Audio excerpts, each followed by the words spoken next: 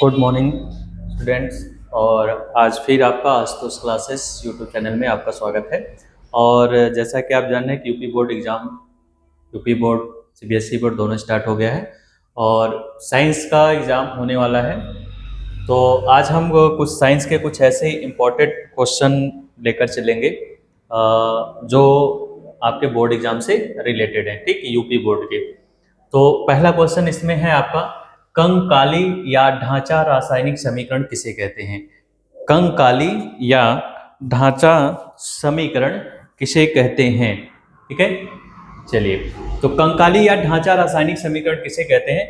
वह रासायनिक समीकरण जिसमें दोनों ओर, वह रासायनिक समीकरण, ध्यान से सुनिएगा, जब ध्यान से सुनेंगे तो आपको ऐसे ही क्वेश्चन याद हो जाएंगे। वह रासायनिक समीकरण जिसमें दोनों, वह रासायनिक समीकरण जिसमें दोनों ओर तत्वों के परमाणुओं की संख्या, तत्वों के परमाणुओं की संख्या संतुलित न हो, कंकाली या ढांचा रासायनिक समीकरण कहते हैं। वह रासायनिक समीकरण, वह रासायनिक समीकरण जिसमें दोनों ओर तत्वों के परमाणुओं की संख्या संतुलित न हो, यानी बैलेंस नहीं होना चाहिए, वहां पर हम कंकाली या ढांचा रासायनिक समीकरण कहते हैं। जैसे एग्जांपल ले लेते हैं, फेरस सल्फेट। फेरस सल्फेट का वियोजन क्रिया, फेरस सल्फेट यानी 2FeSO4, फेरस सल्फेट का सूत्र आपका ये होता है 2FeSO4, 2FeSO4, ठीक। इसका रिएक्शन हो रहा है यहाँ पर, तो यहाँ पर हीट है यानी उष्मा है, हीट, ठीक। अब इसका अपघटन होगा, तो जब अपघटन होगा तो Fe2O3 बनेगा और प्लस SO2 बनेगा प्लस SO3 बनेगा, ठीक, तीन चीजें। यानी फेरस सल्फेट का जब हम ऊष्मा, फेरस सल्फेट को जब हम ऊष्मा देते हैं, हीट देते हैं, तो उसमें अपघटन अभिक्रिया होती है, यानी ऊष्मीय अपघटन होती है, तो Fe2O3 मिलता है, जिसे हम फेरिक ऑक्साइड कहते हैं। और इसका कलर जो होता है वो ब्राउन होता है, यानी भूरा रंग होता है, ठीक। यानी फेरस सल्फेट को जब हम ऊष्मीय अपघटन का अभिक्रिया कराते हैं तो Fe2O3 मिलता है, जिसे हम क्या, भूरे रंग का होता है, इसी को हम फेरिक ऑक्साइड कहते हैं। प्लस आपका सल्फर डाइऑक्साइड यानी SO2 भी प्राप्त होता है, प्लस SO3 यानी सल्फर ट्राई ऑक्साइड भी प्राप्त हो जाता है, ठीक। उसके बाद अगला क्वेश्चन आपका जो है, यहाँ पर फेरस सल्फेट का वियोजन अपक्रिया हो गया। पहला ढांचा समीकरण किसे कहते हैं? तीसरा क्वेश्चन हमारा ये है कि निम्नलिखित रासायनिक समीकरण को संतुलित रूप में लिखिए। निम्नलिखित रासायनिक समीकरण को संतुलित रूप में लिखिए, यानी केमिकल इक्वेशन दिया है उसे बैलेंस करना है, यानी बैलेंस करना है, दोनों साइड के एटम्स जो होते हैं, अणु परमाणु जो होते हैं वो बराबर होना चाहिए, ठीक। तो यहां पर हमने लिया है PbNO3 का होल ट्वाइस, ध्यान देना यहाँ पर। क्वेश्चन हमारा जो है PbNO3 का होल ट्वाइस, और इसको हमने हीट किया यानी ऊष्मा दी, ठीक। जैसे ही ऊष्मा दे रहे हैं तो ये PbO हो जा रहा है, प्लस NO2 हो जा रहा है, ठीक, NO2 अब प्लस आपका O2, ये हमारा रिएक्शन है और इसको बैलेंस करना है, यानी इस समीकरण को क्या करना है, संतुलित करना है, ठीक। इस समीकरण को क्या करना है, संतुलित करना है। संतुलित करते समय आपको क्या ध्यान देना है, यहाँ पर संतुलित करते समय इधर के जितने भी एलिमेंट है उनके एटम्स यानी अणुओं परमाणुओं की संख्या क्या होनी चाहिए, इक्वल होना चाहिए। यहां पर देखिए जो Pb है यानी लेड, Pb लेड जो है, इधर सिंगल है इधर भी सिंगल है, तो लेड को इक्वल नहीं करना है आपको, ठीक। यानी पहले ऑक्सीजन और हाइड्रोजन को छोड़कर, ऑक्सीजन और हाइड्रोजन को छोड़कर बाकी जितने एलिमेंट हैं उनको आप क्या करेंगे, बराबर कर लेंगे। तो हम ऑक्सीजन हाइड्रोजन तो है ही नहीं इसमें, तो लेड है, Pb है, तो Pb सिंगल है, इधर भी अकेला है। उसके बाद नाइट्रोजन, देखिए इस दो का गुणा जब हम नाइट्रोजन में करेंगे तो दो नाइट्रोजन हो जाएगा। कितने नाइट्रोजन, दो नाइट्रोजन। और यहां पर देखिए सिंगल नाइट्रोजन है, तो कमी किधर है, इधर कितने की कमी, एक की कमी है, तो एक का तो गुणा करेंगे नहीं, दो का गुणा करेंगे तो नाइट्रोजन तो हो जाएगा और ये भी दो हो जाएगा। तो हम क्या करते हैं, यहां पर अगर हम दो का गुणा कर देते हैं, ध्यान दीजिएगा, यहां पर हम दो का गुणा कर देते हैं तो नाइट्रोजन तो बराबर हो गया। अब ऑक्सीजन देखिए, तीन ऑक्सीजन दो ऑक्सीजन, तो दो का गुणा तीन में करेंगे, छह ऑक्सीजन हो गया। यहां पर दो दूना चार, चार और दो छह, तो 6 ऑक्सीजन उधर नहीं हो रहा है, 5 ऑक्सीजन, सॉरी 5, क्योंकि ये 3 दूना 6 ऑक्सीजन और ये 2 दूना 4 ऑक्सीजन और 2 ऑक्सीजन, तो 4 और 2 6 और एक ये 5, एक की कमी है। तो एक की कमी जब होती है तो हम हमेशा 2 का ही गुणा कर लेते हैं, तो 2 का गुणा इधर कर लेंगे, यानी 2 का मल्टीपल कर दिए। ऑक्सीजन अब बैलेंस हो गया, बराबर हो गया, 2 ऑक्सीजन यहाँ, 4 ऑक्सीजन यहाँ, 2 ऑक्सीजन यहाँ, यानी 4 2 6 2 8 हो गया। इधर कितना था 6। अगर इसमें भी हम क्या करें, 2 का गुणा कर दें, इस तरह से 2 का गुणा कर दें, तो लेड आपका भी इक्वल हो गया, 2 लेड था, 2 लेड हो गया, ठीक। और ये 3 दूना आपका 6 ऑक्सीजन और 2 यहाँ से, तो ये आपका ऑक्सीजन क्या हो गया, इक्वल हो गया, ठीक। इस तरह से ये इक्वेशन आपका बैलेंस हो गया। चलिए नेक्स्ट क्वेश्चन देखते हैं, question number 4। Question number 4, question number 4 क्या कह रहा है कि क्वेश्चन नंबर 4 ये कह रहा है कि जब बिना बुझे चूने को जल में मिलाया जाता है, जब बिना बुझे चूने को जल में मिलाया जाता है तो रासायनिक रूप क्या होता है, रासायनिक रूप क्या होता है, ठीक। ये हमारा क्वेश्चन है, ठीक है, दिख रहा है। तो कह रहा है इसका रासायनिक रूप क्या होगा जब बिना बुझे चूने को। अब यहाँ एक चीज और ध्यान देना है, क्वेश्चन में कहीं लिखा रहता है बिना बुझा चूना और कहीं लिख देता है बुझा चूना। तो जब बिना बुझा चूना लिखेगा तो उसका मतलब कैल्शियम ऑक्साइड होता है। बिना बुझा चूने का सूत्र क्या होता है, कैल्शियम ऑक्साइड, यानी CaO होता है। अगर यहीं पर बिना शब्द हटा दे और लिख दे बुझा चूना, क्या लिख दे, बुझा चूना, तो क्या हो जाएगा, कैल्शियम हाइड्रा ऑक्साइड हो जाएगा। क्या हो जाएगा, कैल्शियम हाइड्रा ऑक्साइड हो जाएगा, ठीक। तो यहां पर कह रहा है बिना बुझे चूने को, तो बिना बुझा चूने का सूत्र क्या होता है, CaO। क्या होता है, CaO, यानी कैल्शियम ऑक्साइड। बिना बुझा चूना का सूत्र कैल्शियम ऑक्साइड। कह रहा है इसको जल में मिला दीजिए। चलिए, जल का सूत्र होता है H2O, ये जल में हमने मिला दिया। फिर कह रहा है जल में जैसे मिलाते हैं तो बुझा हुआ चूना प्राप्त होता है। क्या प्राप्त होता है, बुझा हुआ चूना। और बुझा हुआ चूना का सूत्र क्या होता है, कैल्शियम हाइड्रा ऑक्साइड, यानी CaOH का होल ट्वाइस। क्या प्राप्त हुआ, CaOH का होल ट्वाइस। और आप देखे होंगे कि जब चूने में आप पानी मिलाते हैं तो क्या होता है, वो उबलने लगता है, ठीक, धुआं उठने लगता है, अब बॉइलिंग होने लगता है, जैसे उसको क्या मिल रही है, गर्मी मिल रही है, ठीक। तो इसका मतलब ऊष्मा भी निकलेगा। क्या निकलेगा, ऊष्मा भी निकलेगा। क्लियर है, ठीक। बिना बुझे चूने को जल में मिलाया जाता है, तो बिना बुझा चूना कैल्शियम ऑक्साइड, जल का सूत्र H2O। कह रहा है दोनों को जब मिलाया गया तो क्या बन रहा है, बुझा हुआ चूना बन रहा है। अब बुझा हुआ चूने का केमिकल फार्मूला क्या होता है, कैल्शियम हाइड्रोक्साइड, यानी CaOH का होल ट्वाइस। और जब हम पानी मिलाते हैं चूने में तो बॉइलिंग होने लगता है, उबलने लगता है, तो उससे क्या मिलती है, ऊष्मा मिलती है, यानी हीट भी होता है। तो ये इसका रिएक्शन हो गया, ठीक। चलिए नेक्स्ट क्वेश्चन पे चलिए। यहाँ किसी को डाउट है, कोई डाउट है किसी को? चलिए फिर से एक बार देख लेते हैं। पहला क्वेश्चन आपका था, क्या था, कंकाली या ढांचा रासायनिक समीकरण किसे कहते हैं? वह रासायनिक समीकरण जिसमें दोनों ओर तत्वों के परमाणुओं की संख्या संतुलित न हो, उसे हम कंकाली या ढांचा रासायनिक समीकरण कहते हैं, ठीक। यानी आपका जो ये इक्वेशन है वो अनबैलेंस हो, क्या हो, अनबैलेंस हो।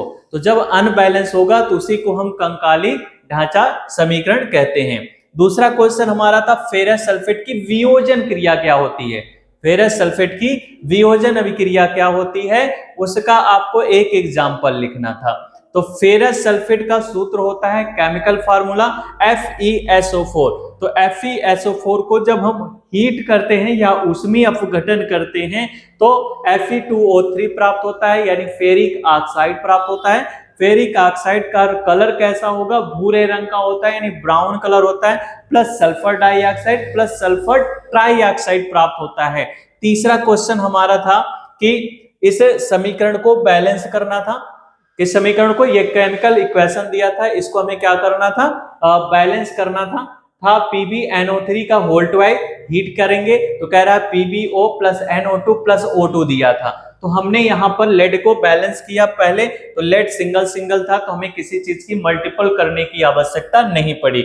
ऑक्सीजन को जब बैलेंस करें तो यह 6 ऑक्सीजन था और यहाँ पर आपका जो था 5 ऑक्सीजन था, तो हमने यहाँ पर बैलेंस करने के लिए आगे 2 से मल्टीपल कर दिया।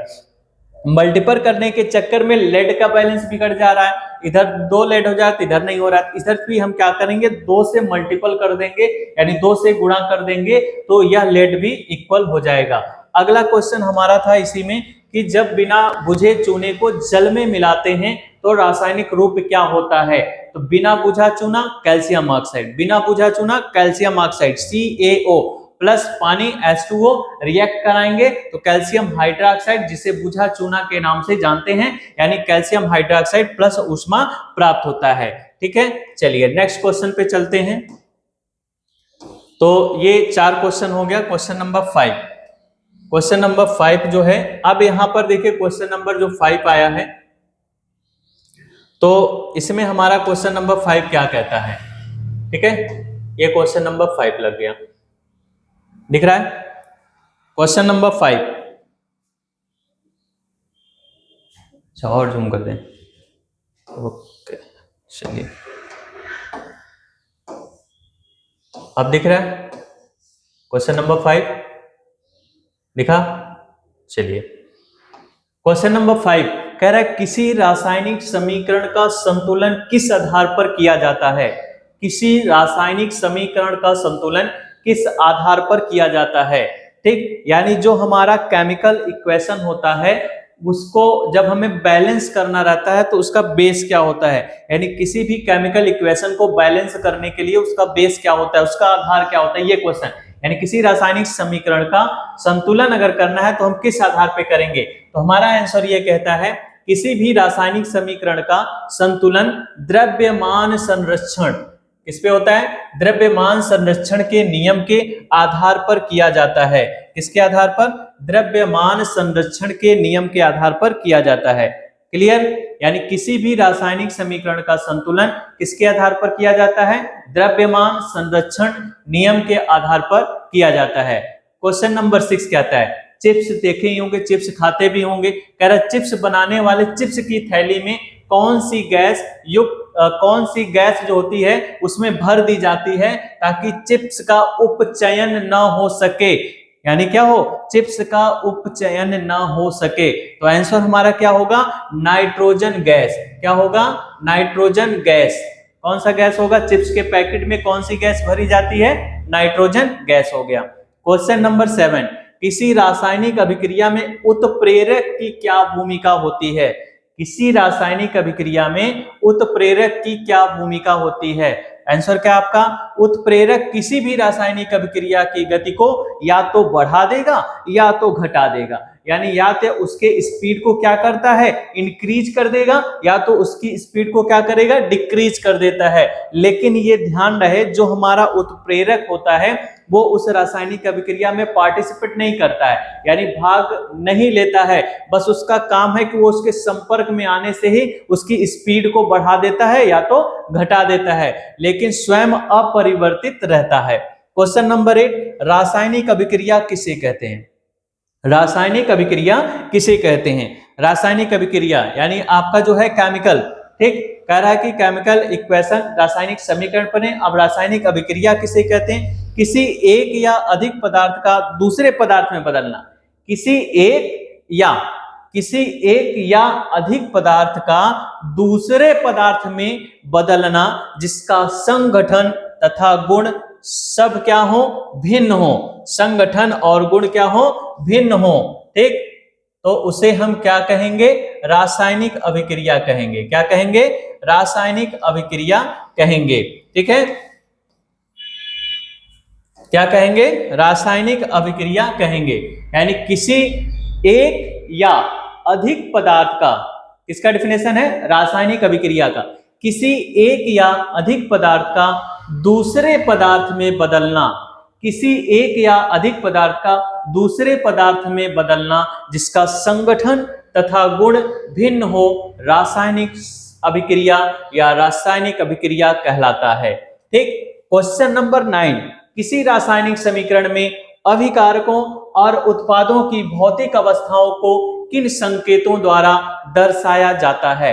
अभिकारक और उत्पाद। अभी इससे पहले हमने एक इक्वेशन लिखा था FeSO4 वाला, ठीक, FeSO4 Fe2O3 प्लस, ठीक, ये वाला। तो इधर जो लेफ्ट साइड में होता है इसी को हम क्या कहते हैं? अभिकारक कहते हैं, और इस साइड वाले को क्या कहते हैं? उत्पाद कहते हैं। ठीक, यानी एक आपका प्रोडक्ट होता है, एक रिएक्टेंट होता है, यानी अभिकारक और उत्पाद। तो रासायनिक समीकरण में अभिकारकों तथा उत्पादों के गैस, द्रव, जलीय तथा ठोस अवस्थाओं को क्रमशः गैस को G लिख देते हैं और द्रव को L लिख देते हैं, और जो गैस जलीय विलयन होता है वहां पर हम S लिख देते हैं। इस तरह से इसको दर्शाया जाता है। क्वेश्चन नंबर 10 कह रहा है कि अवक्षेपण अभिक्रिया का एक उदाहरण देना है। किसका उदाहरण देना है?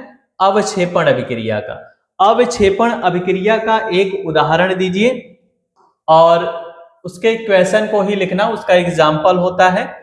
अवक्षेपण अभिक्रिया क्या होती है? ठीक, इसमें देखिए क्या करेंगे, अवक्षेपण के नाम से ही पता चल जा रहा है अवक्षेप प्राप्त होता है। जैसे एग्जाम्पल ले लेते हैं, अभी हम लेड वाला जो बताए हैं, PbNO3 का क्या है? Holt wise. PbNO3 का क्या है? Holt wise. ठीक, ये हमारा लेड नाइट्रेट हो गया। लेड नाइट्रेट को जब हम पोटेशियम आयोडाइड यानी Ki, पोटेशियम आयोडाइड से जब रिएक्ट कराएंगे तो बनता है PbI2। इसको कहते हैं लेड आयोडाइड। क्या कहेंगे? Lead iodide. और प्लस आपका बनता है 2KNO3, इसको बोलते हैं पोटेशियम नाइट्रेट। ठीक, ये अवक्षेपण अभिक्रिया का एक एग्जाम्पल है। किसका एग्जाम्पल है? अवक्षेपण अभिक्रिया का एक एग्जाम्पल है। अब इसमें PbNO3 का Holt wise plus 2Ki gives that PbI2 plus 2KNO3 किसका एग्जाम्पल है? अवक्षेपण अभिक्रिया का। क्वेश्चन नंबर 11, कैल्शियम ऑक्साइड को जल में घोलने पर ऊष्मा में क्या परिवर्तन होता है? कह रहा है कैल्शियम ऑक्साइड यानी बिना बुझा चूना, कैल्शियम ऑक्साइड कह रहा है इसको जब हम जल से रिएक्ट कराएंगे यानी H2O से रिएक्ट कराएंगे तो कह रहा है ऊष्मा में क्या परिवर्तन होगा? अरे भाई अभी तो बताया गया है कि कैल्शियम हाइड्रोक्साइड बनेगा, अब प्लस क्या बनेगा? ऊष्मा बनेगा। कैल्शियम हाइड्रोक्साइड और ऊष्मा बनेगा। तो वही पूछ रहा है, जब उसमें हम पानी घोलेंगे तो घोलने पर ऊष्मा क्या होगी? उत्सर्जित होगी कि अवशोषित होगी? तो जब चूना में आप पानी डालते हैं तो ऊष्मा तो निकलती है ना, उसके अंदर थोड़ी चली जाती है। तो ऊष्मा क्या होता है? उत्सर्जित होता है। तो वही पूछा है कैल्शियम ऑक्साइड को जब जल में घोलने पर इस ऊष्मा में क्या परिवर्तन हुआ? तो ऊष्मा उत्सर्जित होती है यानी ऊष्मा निकलती है। ठीक, तो उत्सर्जन अभिक्रिया हो गई। अगला क्वेश्चन आपका क्या कह रहा है? क्वेश्चन नंबर आपका क्वेश्चन नंबर 12 कह रहा है किसी क्रियाशील धातु की तनु सल्फ्यूरिक अम्ल से क्रिया कराने पर कौन सी गैस बनती है? किसी क्रियाशील धातु की तनु सल्फ्यूरिक अम्ल से अभिक्रिया कराने पर क्या बनती है? अगला क्वेश्चन देखिए, सबसे पहले तो ये ध्यान देना है, क्वेश्चन में कह रहा है क्या? कह रहा है कि किसी क्रियाशील धातु की, कोई भी जो रिएक्ट कर सके सल्फ्यूरिक अम्ल से, किसी क्रियाशील धातु, हमने एग्जांपल ले लिया जिंक का। किसका ले लिया एग्जांपल? जिंक का ले लिया। ठीक, जिंक क्या है? एक मेटल्स है, धातु है। तो उसमें कहा किसी क्रियाशील धातु की तनु सल्फ्यूरिक अम्ल से क्रिया कराने पर कौन सी गैस बनती है? तो हमने एक मेटल्स ले लिया जिंक, सल्फ्यूरिक अम्ल से कह रहा है क्रिया कराने के लिए, तो हमने ये सल्फ्यूरिक अम्ल ले लिया H2SO4। कह रहा है इससे जब रिएक्ट कराएंगे तो क्या बनेगा? बिल्कुल क्या बनेगा? ये जिंक इससे रिएक्ट कर लिया तो बन गया जिंक सल्फेट बन गया। क्या बना? जिंक सल्फेट बना। अब क्या बचा आपके पास? H2 बच गया, हाइड्रोजन गैस, ये रिड्यूस होता है यानी निकलता है। ठीक, यानी जब कोई धातु सल्फ्यूरिक अम्ल से क्रिया करती है या अम्ल से क्रिया करती है तो हाइड्रोजन गैस को मुक्त करती है। किसको मुक्त करती है? हाइड्रोजन गैस को मुक्त करती है। क्लियर? हाँ, पूछता है, इस तरह से भी क्वेश्चन पूछता है कि धातुएं जब अम्ल से क्रिया करती हैं यानी मेटल्स जब एसिड से रिएक्ट करेगा तो क्या बनेगा? हाइड्रोजन गैस बनेगा, हाइड्रोजन गैस रिड्यूस होगा, हाइड्रोजन गैस मुक्त होगा। ठीक, तो ये हमारा क्वेश्चन था 12 वाला। दूसरा question, question number 13। Question number 13 कह रहा है वह अभिक्रिया लिखिए जिसका उपयोग श्याम श्वेत फोटोग्राफी में किया जाता है। वह अभिक्रिया लिखिए जिसका उपयोग श्याम श्वेत फोटोग्राफी में किया जाता है। आपको पता ही है सिल्वर वाला यूज होता है, तो वह अभिक्रिया कौन सी होगी?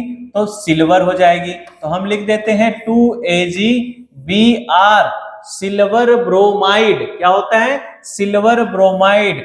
और ये सनलाइट में होता है यानी सूर्य का प्रकाश का होना आवश्यक होता है। सूर्य के प्रकाश का होना आवश्यक होता है, यानी सिल्वर ब्रोमाइड सूर्य के प्रकाश से जब रिएक्ट करता है तो क्या बनता है? सिल्वर बनता है और ब्रोमीन बनता है। क्या बनेगा? सिल्वर और ब्रोमीन बनेगा।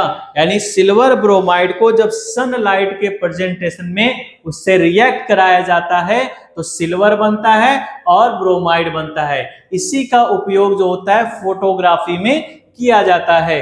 क्वेश्चन नंबर 14, कोयले का दहन। देखिए कोयला क्या होता है? कार्बन का ही क्रिस्टलीय रूप होता है, तो कोयला कह दिया तो आपको सी ही लिखना है, कार्बन।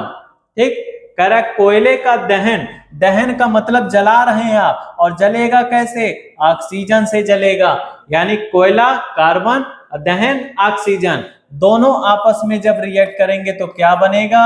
CO2 गैस बनेगा, यानी कार्बन डाइऑक्साइड गैस बनेगा। क्या बनेगा?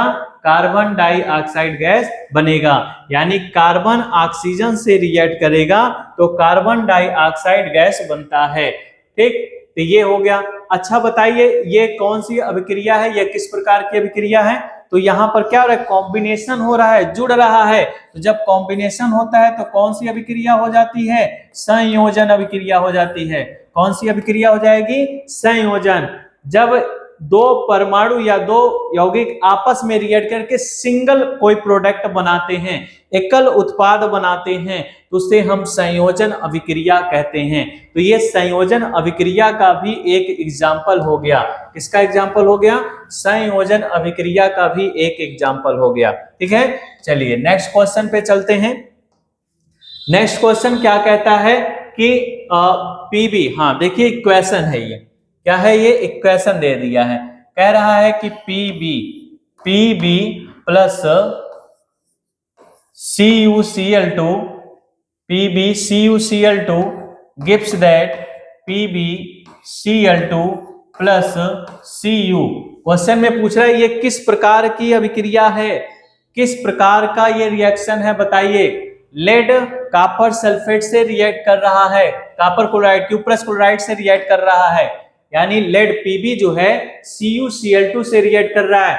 अब देखिए ये Pb इसके साथ ऐड होगा तो कॉपर अलग हो जाएगा, तो ये अपना स्थान चेंज कर रहा है, कॉपर को हटाकर लेड उसका स्थान ले रहा है। तो जब स्थान परिवर्तन की बात आती है तो विस्थापन अभिक्रिया होती है, यानी डिस्प्लेसमेंट रिएक्शन होता है। तो ये कौन सी अभिक्रिया हो जाएगी? विस्थापन अभिक्रिया हो जाएगी। कौन सी अभिक्रिया? विस्थापन अभिक्रिया हो जाएगी। क्लियर? अगला क्वेश्चन, रेडॉक्स अभिक्रिया किसे कहते हैं? रेडॉक्स अभिक्रिया किसे कहते हैं? रेडॉक्स अभिक्रिया किसे कहते हैं? वह अभिक्रिया जिसमें एक अभिकारक उपचयित तथा दूसरा अभिकारक अपचयित होता है। यानी रेडॉक्स में दो चीजें आ जाती हैं। पहला कह रहा है कि वह अभिक्रिया जिसमें अभिकारक जो होता है उपचयित होता है। अभिकारक क्या होता है? उपचयित होता है। और दूसरा क्या होता है? अभिकारक अपचयित होता है। ठीक है, यानी रेडाक्स अभिक्रिया वह अभिक्रिया होती है जिसमें एक अभिकारक उपचयित होता है और दूसरा अभिकारक अपचयित होता है, उसे हम रेडाक्स अभिक्रिया कहते हैं या उपचयन अपचयन अभिक्रिया भी कहते हैं। इसका मतलब रेडॉक्स अभिक्रिया किसका कॉम्बिनेशन होता है? एक आपका ऑक्सीकरण का होता है और एक आपका अपचयन होता है। यानी ऑक्सीकरण और अपचयन अभिक्रिया, ऑक्सीकरण और अपचयन अभिक्रिया जब साथ में होने लगती है, ऑक्सीकरण और अपचयन यानी ऐसा अभिक्रिया वह अभिक्रिया जिसमें ऑक्सीकरण और अपचयन अभिक्रिया एक साथ संपन्न होती है, उसे हम क्या कहते हैं? रेडॉक्स अभिक्रिया कहते हैं। वह अभिक्रिया जिसमें ऑक्सीकरण और अपचयन अभिक्रिया एक साथ संपन्न होती है उसे हम रेडॉक्स अभिक्रिया कहते हैं। ठीक, चलिए नेक्स्ट क्वेश्चन में चलते हैं। Question number 17। क्वेश्चन नंबर 17, अगला क्वेश्चन ये है कि क्वेश्चन नंबर 17 क्या कहता है कि मैग्नीशियम रिबन को वायु में जलाने पर क्या बनता है? मैग्नीशियम रिबन, ये मैग्नीशियम हो गया, रिबन है, कह रहा है कि मैग्नीशियम रिबन को वायु के साथ जलाना है यानी ऑक्सीजन के साथ जलाना है, तो क्या बनेगा? अरे भाई मैग्नीशियम ऑक्साइड बनेगा। क्या बनेगा? Magnesium oxide. यानी मैग्नीशियम रिबन को ऑक्सीजन के साथ रिएक्ट जब कराएगा तो क्या बनेगा? Magnesium oxide. अनबैलेंस है रिएक्शन, बिल्कुल। ये ऑक्सीजन 2 है, यहाँ पर सिंगल है। अगर हम यहाँ 2 का गुणा कर दें तो ऑक्सीजन तो बैलेंस हो जा रहा है, लेकिन मैग्नीशियम इंक्रीज हो रहा है, इधर भी 2 का गुणा कर देंगे तो भी बराबर हो जाएगा। यानी मैग्नीशियम रिबन को जब हम ऑक्सीजन से रिएक्ट कराते हैं तो क्या बन जाता है? मैग्नीशियम ऑक्साइड बन जाता है। वो भी किस तरह का होता है? सफेद होता है। कैसा होता है? सफेद होता है यानी श्वेत होता है। Question number 18। Question number 18 question क्या कहता है कि मैग्नीशियम रिबन को वायु में जलाने पर मैग्नीशियम ऑक्सीकृत होता है या अपचयित होता है? बहुत अच्छा क्वेश्चन। क्वेश्चन में कह दिया है कि क्वेश्चन नंबर 18, ये क्वेश्चन नंबर 18 है, देख लीजिए आप लोग भी क्वेश्चन नंबर 18 क्या है। ठीक, देखिए लिखा है यहाँ पर, पहला क्वेश्चन था मैग्नीशियम रिबन को जब हम वायु में जलाते हैं तो क्या होता है? तो मैग्नीशियम ऑक्साइड बनता है। अब उसी में फिर एक क्वेश्चन पूछ लिया कि बताइए मैग्नीशियम रिबन को अगर वायु में आप जलाते हैं तो मैग्नीशियम ऑक्साइड तो बनता है, लेकिन ये अपचयित है कि उपचयित है? यानी ऑक्सीकरण है कि अपचयन है? ऑक्सीकरण है या अपचयन है? अब इसके लिए क्या करेंगे?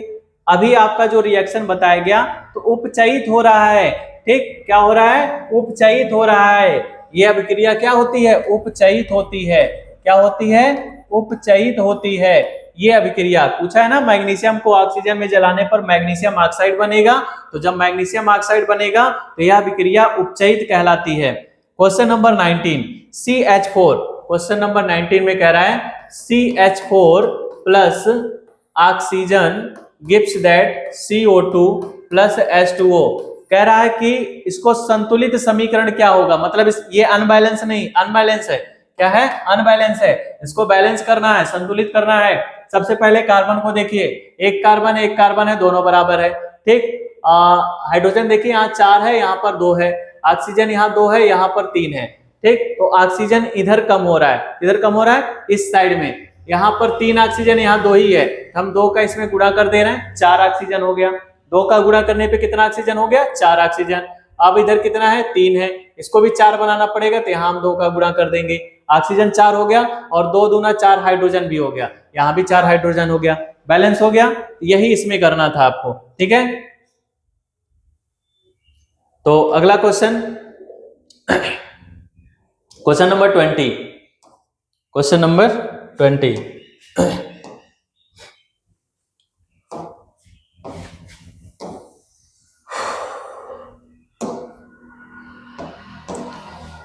क्वेश्चन नंबर 20 कह रहा है कि N2 तथा H2 की अभिक्रिया का संतुलित समीकरण लिखिए। H2 और यानी हाइड्रोजन और नाइट्रोजन, हाइड्रोजन और नाइट्रोजन के संतुलित समीकरण को लिखना है यहाँ पर। तो कैसे लिखेंगे? चलिए क्वेश्चन नंबर 20, क्वेश्चन नंबर 20 हो गया। चलिए क्वेश्चन नंबर 20 देखिए यहां पर, दिखा। चलिए कह रहा है कि नाइट्रोजन और हाइड्रोजन की जब अभिक्रिया होती है, नाइट्रोजन और हाइड्रोजन की जब अभिक्रिया होती है, इसको संतुलित समीकरण के रूप में लिखिए। तो नाइट्रोजन की बात किया तो नाइट्रोजन हो गया आपका N2 हो गया, नाइट्रोजन क्या हो गया N2 हो गया, हाइड्रोजन क्या हो गया H2 हो गया।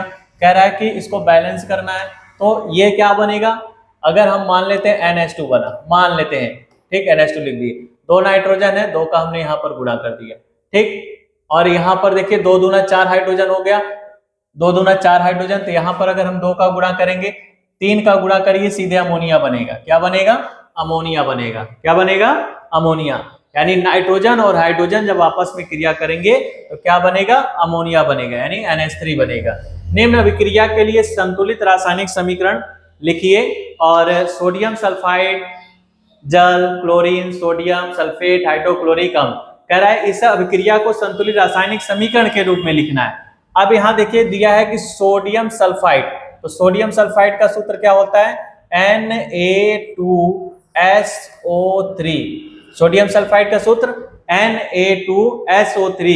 सोडियम सल्फाइड का सूत्र क्या होगा, Na2SO3 प्लस, कह रहा है जल, तो जल का क्या हो जाएगा, H2O हो जाएगा। क्लोरीन का क्या हो जाएगा, Cl2 हो जाएगा, ठीक। अब कह रहा है इस साइड में कि सोडियम सल्फेट बनेगा।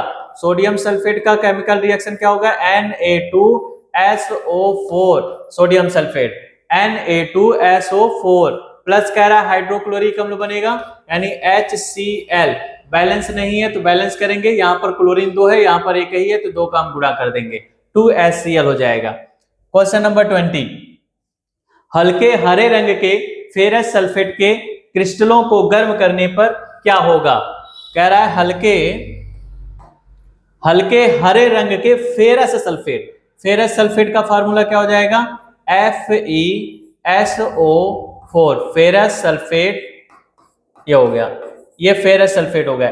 FeSO4 इंटू 7H2O के क्रिस्टल से जल निकालना है, यानी इस पानी को अलग करना है, तो गिव्स दैट फेरस सल्फेट अलग हो गया, FeSO4 प्लस 7H2O को अलग कर दीजिए, हो गया अलग, ठीक है। तो ये जो हमारा फेरस सल्फेट होता है, ये किस कलर का होगा, श्वेत होगा, यानी सफेद होगा। और ये कैसा कलर देगा, ये हल्का हरा देगा। कैसा होगा, हल्का हरा देगा। यानी फेरस सल्फेट क्रिस्टल जो जलीय क्रिस्टल होते हैं उसमें से जल को अलग करना है, तो फेरस सल्फेट अलग हो जाएगा, H2O अलग हो जाएगा। ये फेरस सल्फेट का कलर श्वेत होगा, यानी सफेद होगा, और इस फेरस सल्फेट का जो जलीय क्रिस्टली होता है वो कैसा होगा, हल्का हरे रंग का होगा। कॉपर से अधिक सक्रिय 3 धातुओं के नाम बताना है। कह रहा है ये कॉपर से भी अधिक सक्रिय 3 मेटल्स के नाम बताना है आपको।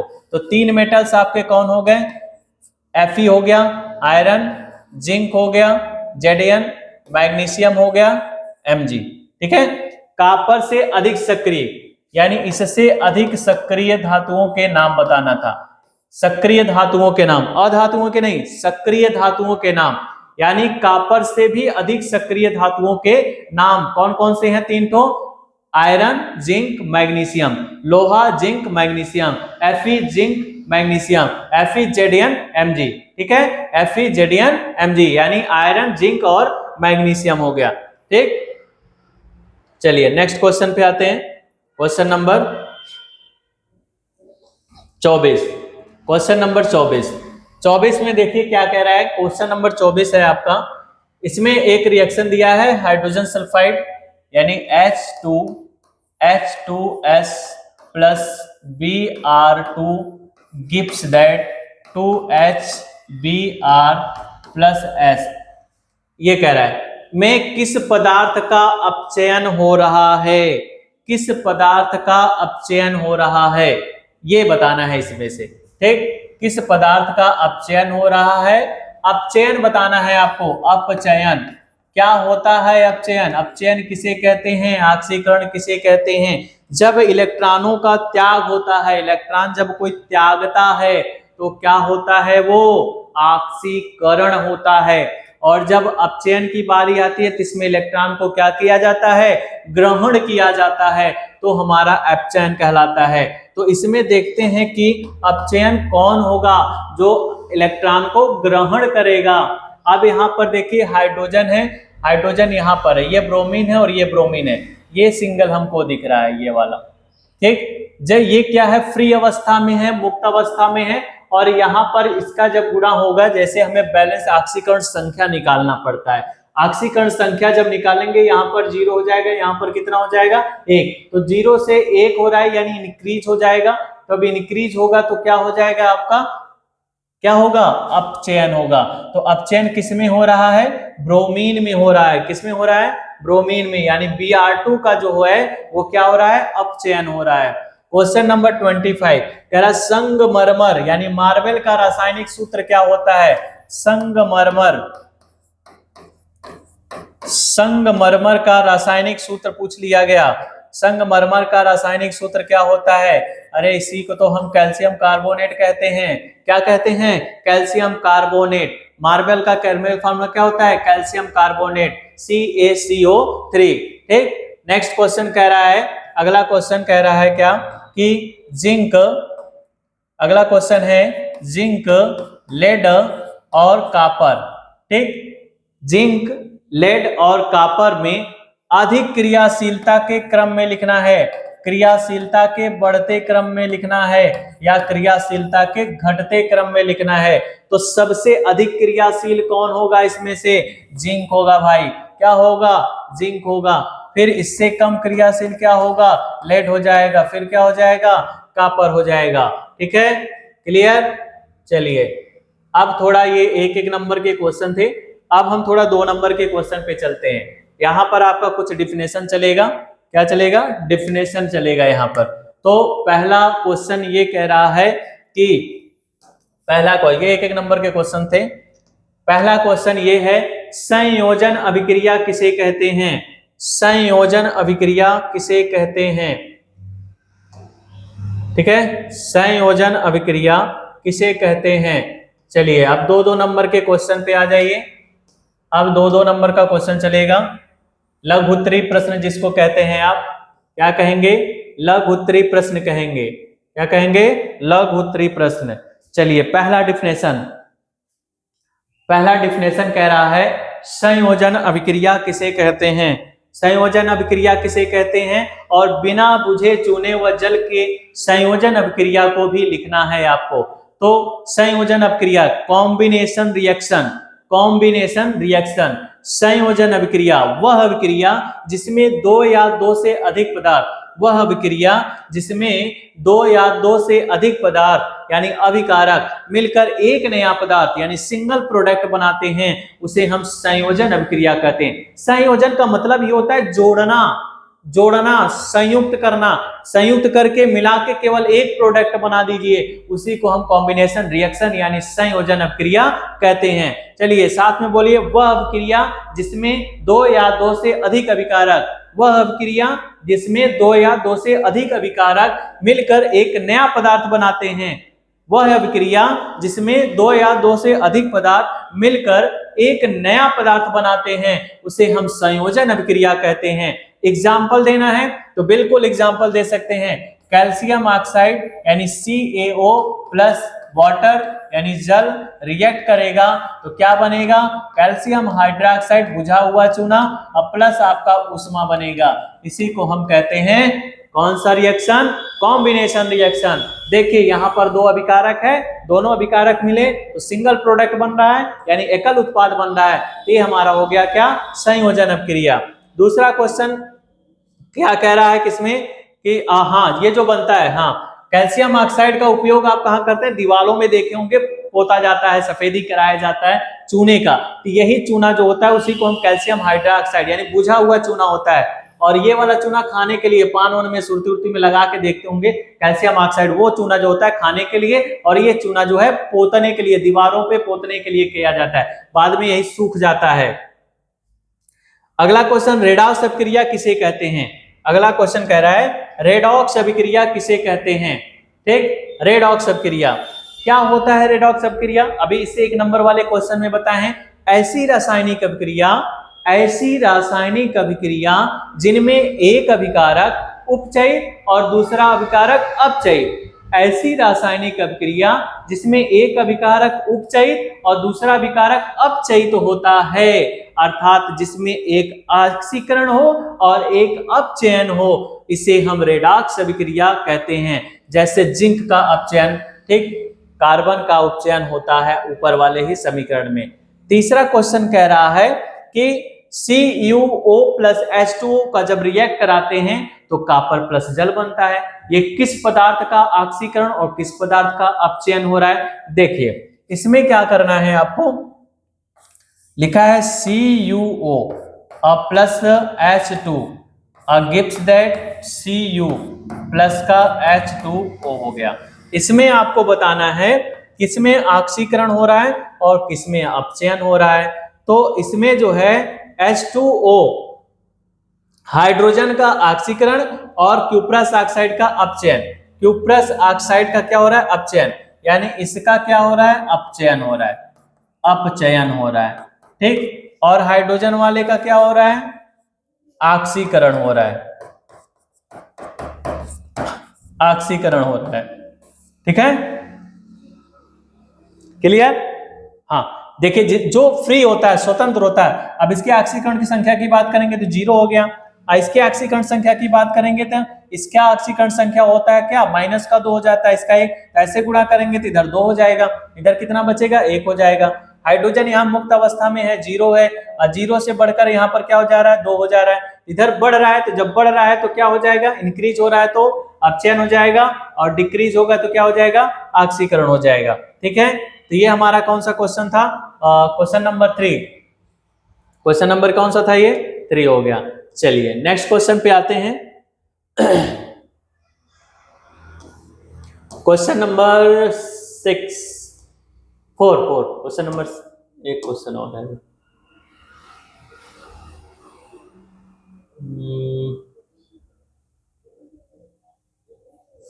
हाँ, क्वेश्चन नंबर 4, विस्थापन अभिक्रिया किसे कहते हैं? और निम्न अभिक्रियाओं में एक को पहचानिए कि एक ही जगह क्या होगा। तो विस्थापन अभिक्रिया किसे कहते हैं? Displacement reaction. डिस्प्लेसमेंट रिएक्शन के बारे में भी बताए हैं कि वहां पर क्या होता है कि एक परमाणु हटता है, क्या होता है? एक परमाणु हटता है तो दूसरा वहां जुड़ जाता है।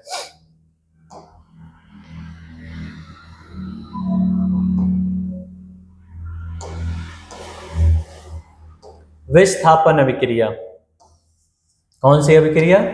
विस्थापन अभिक्रिया। चलिए, विस्थापन अभिक्रिया किसे कहते हैं? कौन सी अभिक्रिया? विस्थापन अभिक्रिया, ठीक। चलिए क्वेश्चन नंबर था आपका ये